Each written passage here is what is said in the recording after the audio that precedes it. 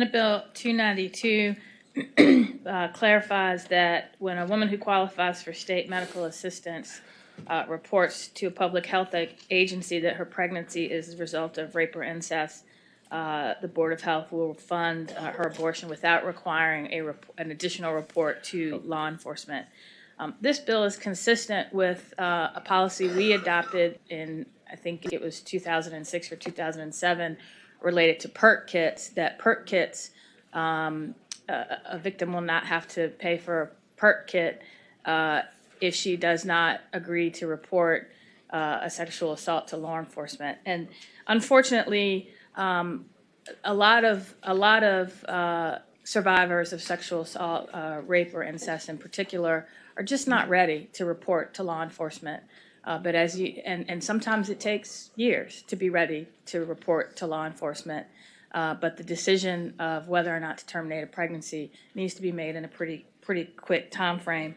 And just to give you a few statistics, only 310 out of every 1,000 sexual assaults are reported to police. So 2 out of 3 go unreported. The reasons are varied, but based on a recent survey, 20% of survivors feared retaliation, 13% believed that the police wouldn't do anything to help, 13% believed that it was a personal matter, 8% reported to someone other than law enforcement, 8% didn't feel it was important enough to report, which is incredibly sad to hear. 7% did not want to get the perpetrator in trouble.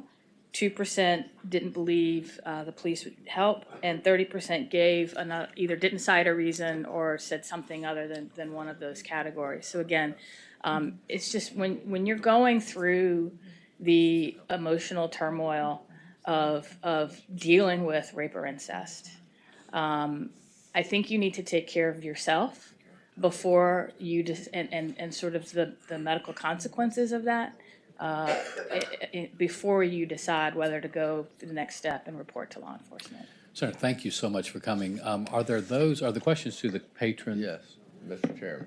Yes, Senator Peake. Yes, Mr. Chairman, thank you. So, Senator McClellan,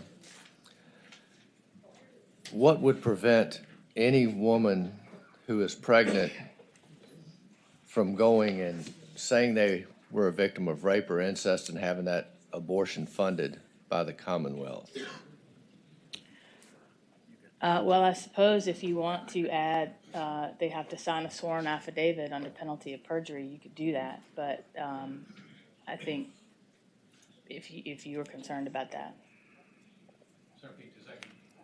Senator Peake, does that complete your question? Sure. Other questions to the patron? If not, thank you very much. Are there those that are here to speak in favor of the bill and those who are here to speak in opposition? To be clear, there will be a 5-minute clock by agreement on this bill for both sides. So at that point, we will cut off debate. Welcome. Good morning. My name is Stephanie Feesmith. I'm a resident of Annandale, and I'm reading on behalf of Audrey Ford, a constituent of Senator Peterson. I'm testifying today in support of SB 292.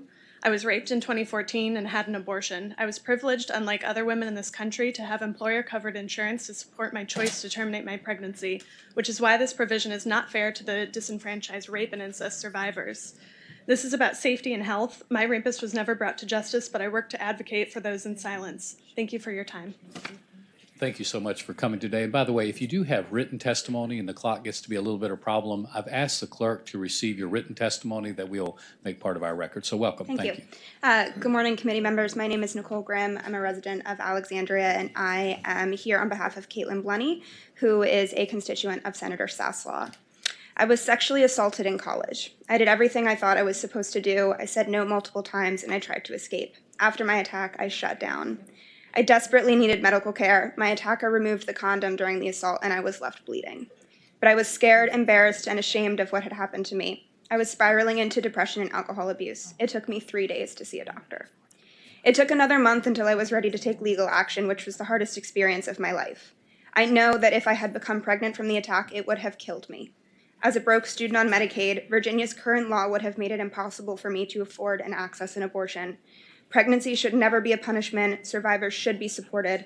Passing this bill will help restore survivors' ability to control their body after it has been forcibly taken from them. Thank you. Thank you so much for coming. Are there others to speak in favor of the bill?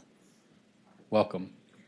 Good morning, Senators. My name is Galina Varchena, and I'm from Near Approaches, Virginia, and we support this bill. Great. Thank you, ma'am. Yes, sir. Welcome. Chairman, committee members, Jonathan Iglesias with the Virginia Sexual and Domestic Violence Action Alliance. On behalf of our 62 member agencies, which are rape crisis centers and shelters across the state, we support this bill. Thank you for coming. Yes, sir. Good morning. I'm Aaron Goldberg. I'm here representing the Virginia section of the American Congress of OBGYN, and I'm a practicing OBGYN.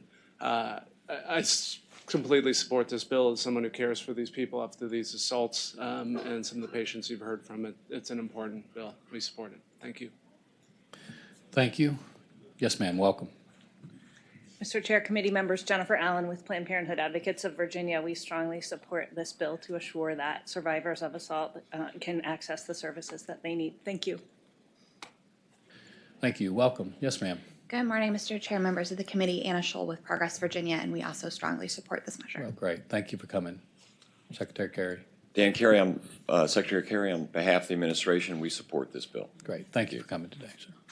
Okay. Are there those that are in opposition to the bill?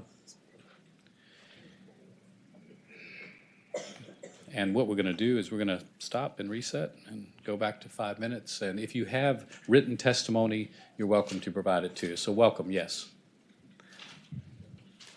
Mr. Chairman, members of the committee, my name is Olivia Gans Turner. I'm the president of the Virginia Society for Human Life. We oppose this bill on the grounds that women need care, assistance, that is true, but they also very often need legal provisions that our system provides. We see this bill as an undermining, a grievous undermining of the necessary protections that too many women go without, as is witnessed by recent conversations in our culture. We oppose this bill, and we ask you to do the same. Thank you very much. Great. Thank you for coming. Others that are in opposition to the bill? Hi, my name is Victoria Cobb with the Family Foundation. The women who step forward in these situations are some of the bravest women I know. We're in a unique environment where women are finally stepping up. I don't think this General Assembly should send any signal that that is not good, important, and worthy. And I just think this bill sends the wrong symbol to our women who are finally being bold. Great. Thank you for coming. Yes, sir. Welcome. Eddie Ayla, Virginia Assembly of Independent Baptists. Our concern, I think, were expressed by Senator Peake of using federal money when it's not been, or using state tax money, our tax money, when it's not verified. And I think that the woman needs to have this reported. I know it's extremely hard, and it is a horrible situation, but again, it's our concern. Great. Thank you for coming. Yes, sir. Mr. Chairman, members of the committee, thank you. Bill Ray with the Virginia Catholic Conference. We oppose this bill for the reasons stated here. Thank you. Thank you all for coming. Sir McClellan, you mind if just kind of wrapping it up, if you don't mind? Sure. I think part of what we've seen in the past year is that for some women who have been sexually assaulted, it takes years before they reach a point where they can step forward. I don't think they should be punished for it if they're not ready to report to law enforcement, but that they have made the very difficult decision to terminate that pregnancy. It's consistent with, we used to require that if a woman, before we would collect forensic evidence from a PERT kit, she would have to agree to report that assault and press charges.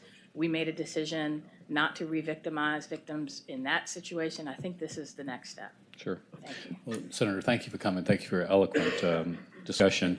Does the committee have any other questions? If Mr. not, Chairman. Mr. Chairman. Yes, Senator Black. Did another? Senator Black, okay. Mr. Chairman, I think everyone here has tremendous sympathy for victims of rape and certainly tremendous interest in punishing the offenders. But I think this particular bill opens the floodgates for state funding of abortion. It certainly invites fraud in using state funds in order to fund elective abortions, and for that reason, I oppose the bill. Okay, Senator Locke. Mr. Chairman, I applaud Senator McClellan for bringing forth this legislation. I think that I'm probably the only person sitting up here who's been a victim of incest. So I appreciate your doing this. So I think that women coming forward now is very, very important.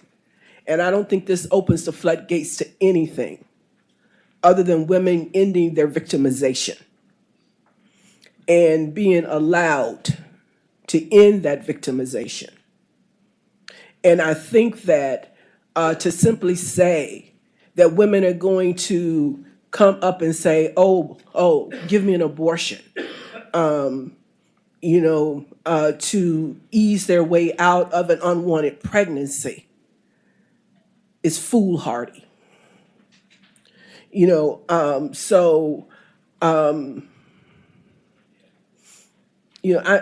just, upset at the fact that people think that way, and feel that way about us as women, and that we would deliberately do that. That's why women have been silent for so long and have not voiced, how that they have been raped and sexually assaulted or have been victims of incest because of the thinking, or some of the thinking that I've heard here. So I applaud you for what you're doing. And that's why I support this legislation. Senator Locke, thank you very much. Also, Senator Peake, did you want to speak any more? It's still on the board. All right. Any other senator like to speak on this bill? Senator Chase. Thank you, Mr. Chairman.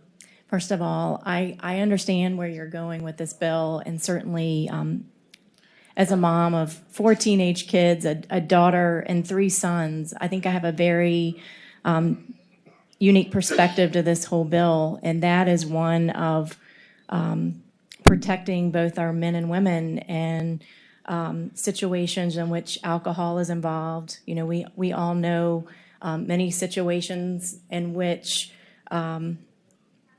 alcohol is involved and there's not a lot of memory after an event that takes place. And I want to ensure that not only the women are protected, but that we are using the legal process that's in place, and that's not taken away from the fathers who, I've heard court cases where the father had no idea that the woman was even pregnant and would have supported that situation. So I don't think we want to take the law aspect. I'm a mom, I'm a woman.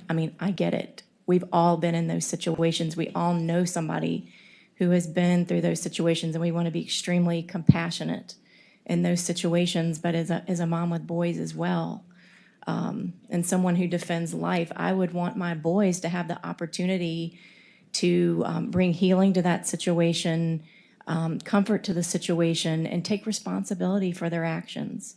And I think one thing that's missing from that bill is the response to hold our young men accountable as well for their actions.